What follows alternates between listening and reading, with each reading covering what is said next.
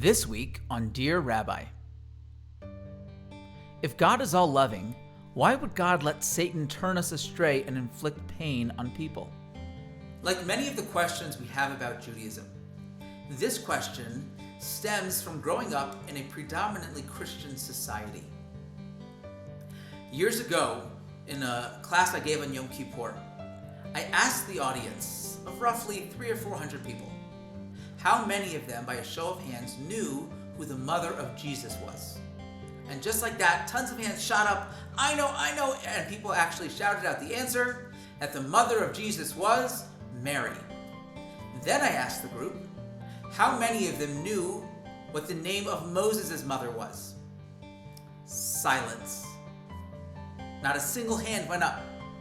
2 people finally raised their hand, and when I asked them, they said Miriam, which is the wrong answer.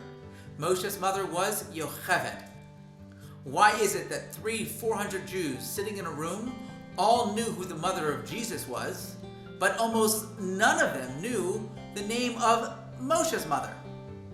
And I believe the answer is that because we live in a predominantly Christian society, we are much more familiar with the Christian version of certain spiritual religious ideas than we are with the Jewish version.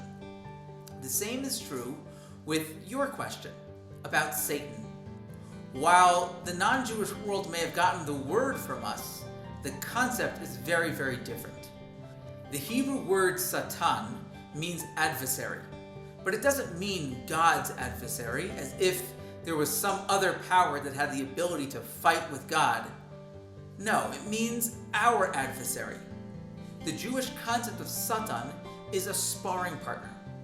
His job, like every angel, is to do the will of God.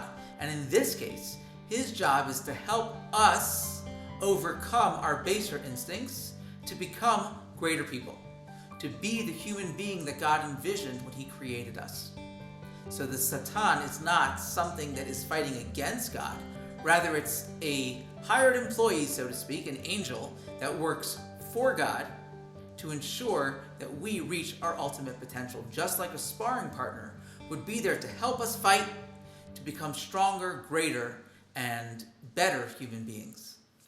Click here to submit a question of your own.